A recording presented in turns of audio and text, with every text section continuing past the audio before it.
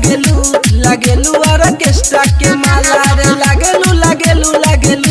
लागेलू ऑर्केस्ट्रा के माल देहिया पापा ना धइला तू कपड़ा काहेला तू इतना बढ़ावा तारू लफड़ा तोरा देखिए के हो जाए बवाल लागेलू ऑर्केस्ट्रा के माला रे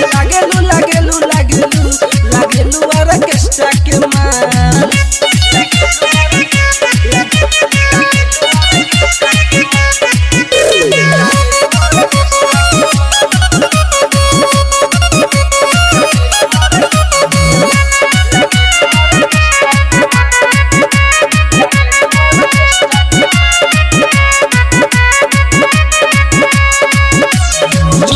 जवानी देख के मन नहीं मानी काहे लैत ना करलू मन मानी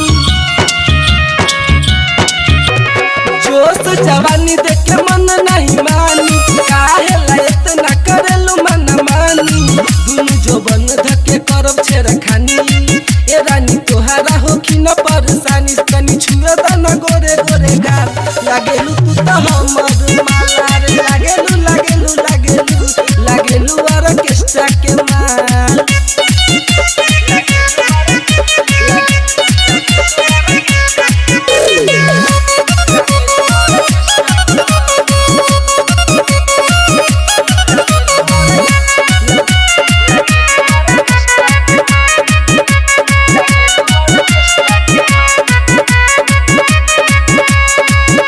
सोनी के पढ़ावेलू तू पहाड़ा एवन समित उठाई तोहर घंगरा अमरेंद्र चंदन के पढ़ावेलू तू पहाड़ा एवन समित उठाई तोहर घंगरा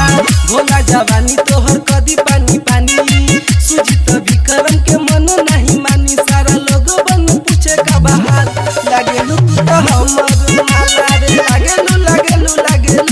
लागेलू ऑर्केस्ट्रा के माल मेहर रिकॉर्डिंग स्टूडियो गौशाला चौक सीतामढ़ी।